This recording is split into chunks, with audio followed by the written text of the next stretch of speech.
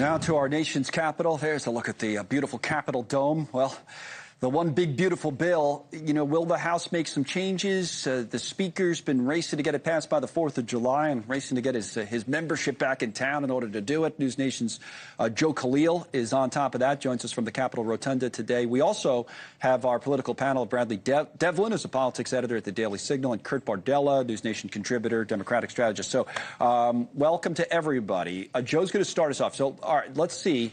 I guess we should just do where we are now type of stuff, Joe, and then we'll let everybody talk it through. I know the president's been meeting with some folks at the White House, and I also, from you, have been hearing that the Speaker would like to get everybody in place in town because of the weather and everything else. So where are we? Yeah, I wish I had more exciting news right now. At the moment, we are just sort of on pause. The House floor is frozen. Speaker Johnson and leadership have told members to go back to their offices so they can wait for more members who had some travel issues. They want everybody here before they vote. Conveniently, it also gives them more time to work over some of these more hardline conservatives, the House Freedom Caucus folks, who, as of minutes ago, still say they're not ready to vote for this bill, at least not right now and not without changes. There was a meeting behind closed doors. A couple of them came out and told some of us that they said there are about 25 of them who they say are committed to voting no. Now, again, we've seen this movie before. Yes. Often they'll say no and then they end up voting yes after some pressure. But take a listen to the Freedom Caucus chairman, Andy Harris, this morning. He sounded firm anyway when we talked to him. The rule vote will fail if he brings it to the floor, and at some point he's going to have to decide whether it pays to try to make changes, get it back over to the Senate. Right now, what the president should be doing is calling the Senate back into town. I think it's going to become pretty clear the Senate's going to have to be involved one more time. I don't know why they left town, to be honest with you. So we don't know how much influence President Trump is going to have, but a lot of them came out of the White House saying things are moving in the right direction, Connell. Right. And then all of a sudden, the 20 is a very low number. Because, after they speak to Trump, they say, well, okay, this looks pretty good to me, which is sometimes how it goes. I mean, like you say, we've seen this movie before. A couple of clips here. Republican and Democrat. Let me start with the Republican, and I'll have you, Kurt, respond to this. I spoke to Roger Williams last hour, who's a member of the House, of course, out of Texas, and we're going back and forth on this bill and the changes, House versus Senate. Here's part of what his point of view was.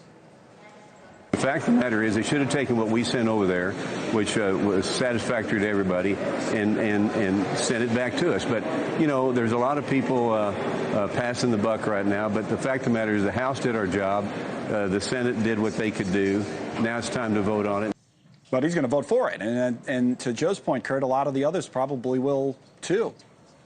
This is like a legislative game of hot potato, and neither chamber wants to be left holding the potato at the end. That's why they keep saying, well, let's do something here and send it back to the Senate. Let's bring those guys back and have them take the heat, because it is one of the more uncomfortable situations as a legislator when you have a piece of legislation that, by and large, isn't overwhelmingly popular right now amongst American people. That might change over time, but right now it's really not. So they're getting heat from their constituents. They're getting heat from special interests. They're getting heat from the president. They're getting heat from the media.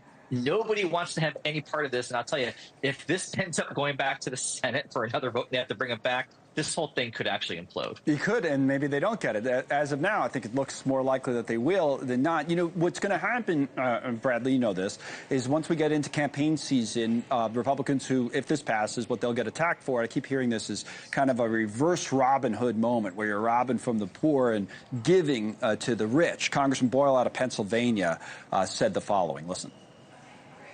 If you're in the bottom third of households, that's everybody who makes under $55,000 a year, you will be poorer as a result of this bill. Yes. If you're middle class, you get nothing. And if you're in the top 1%, you get the biggest benefit of all. So under the Republicans' bill, the poor get poorer, the rich get richer, and the middle class is left behind. We say hell no! Okay, so that's going to be the ads. Of course, Democrats could say that, but the fact is they don't have really a say in the matter. So how are Republicans going to respond to that politically if this thing does pass, Bradley? Yeah, it's an interesting divide where when you actually pull the American people on some of the provisions in particular, they're in favor of it. But right now, the Republicans have been so deep in these negotiations that they haven't been forward-facing about the top lines of this bill as much. We've been stuck in debates on IRA credits. We've been stuck in debates on Medicare work requirements. We've been really stuck in the weeds, and Democrats, because they're in the minority and they don't really have any say in this matter, they've been out there priming the pump for the type of messaging that they'll see in 2026. I think it's going to take a hearty effort from Republicans after this product gets done to go back to the American people and to make this argument and say, listen, if we didn't get this done, we would be stripping $4.2 trillion out of the economy through higher taxes. And that is not what the American people asked for. So they can say that nothing's changing for the middle class, but at the end of the day, we are averting a major tax hike if we get this bill across the line. Now, with respect to July 4th, don't know why that's the deadline. It's a completely made-up deadline. You know why. I mean, yeah, because the president said, well, 4th of July sounds good. Mike Johnson, but it wasn't, make it 4th of July. So this is funny. This is funny, though, because it wasn't Trump who initially grabbed onto that deadline. It was Speaker Mike Johnson who has consistently been shifting the deadline back. And I think Trump grabbed onto 4th of July because he's like, this is great optics, and I need to have money for the border wall and for the mass deportation efforts, and I'm running out of that money. So he doesn't want it to go much later. But if it's going to come at the expense of another, era of political chaos here in Washington, D.C. on the Republican side, maybe it's just better to take a breath, take a step back, and actually bring the Senate back into town and negotiate this thing early next week. So, Joe, last thing on this subject, you're hearing what from, you talk about Republicans like I said, Roger Williams on. His basic argument was like the Wall Street Journal editorial page argument, which is, this is not great. They said, it's meh. But you know what? We can't have that tax hike like Bradley was talking about. What else are you hearing?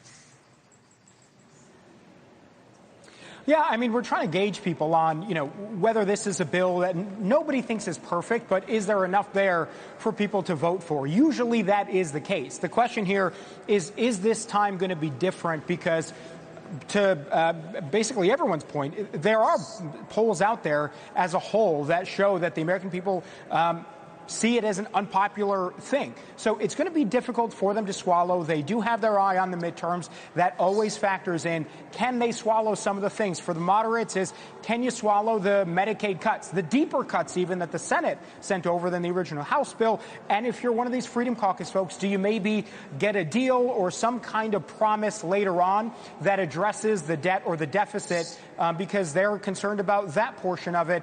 And at the moment, no one really has the answers to those questions. All right, one more topic, and we'll just have Kurt and Bradley weigh in on this from President Trump. He's going after, again, the Democratic nominee for mayor here in New York City, socialist, Zohran Mamdani. Now, Trump claims he's going to save New York from this guy. If we have his post, we can put it up, but he's calls him like a lunatic communist. There you go.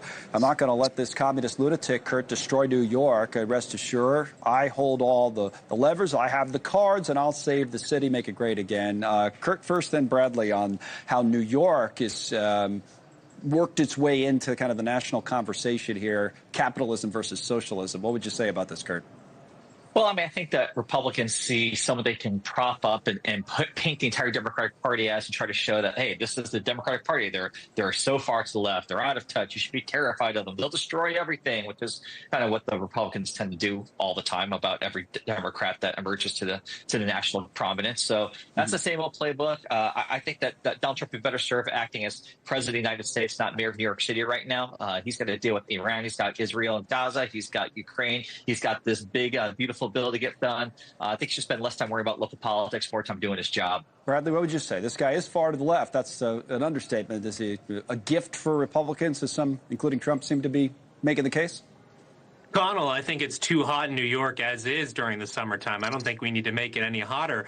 But in all seriousness, I am not one for the boomer argument that everything I don't like is communism. This is one of those exceptions for me, though. When he's out there actually saying our goal is to seize the means, well, that's That's straight from the Communist Manifesto, right? That's straight from the Marx playbook. But I think the more important thing about his rise, and of course Republicans are going to label him as the future of the Democratic Party, which he does reflect it in a lot of different ways, having this kind of grassroots mentality, this populist mentality tied to the sacred cows of the leftist vanguard, the LGBTQ issues, the immigrant issues, et cetera, et cetera. He does represent that in a way. But I think what his rise really speaks to is a refocusing in New York City on local politics, on that kind of beatwork politician stuff that he's been doing for the last few months. And it also speaks to the incredible unpopularity of the Democratic establishment in New York City. Everyone's like on the right is shocked that Andrew Cuomo lost to this guy. I'm old enough to remember that Andrew Cuomo did such a terrible job with the nursing homes in COVID-19 that their representation in Washington actually went down. And that's why you see Mamdani doing such a good job, I think. It's because the establishment in New York is corrupt, and the left is right to point that out. I think Joe Crowley's still shocked that he lost AOC, but that's another story. All right, thank you, Bradley and Kurt and Joe. Good stuff.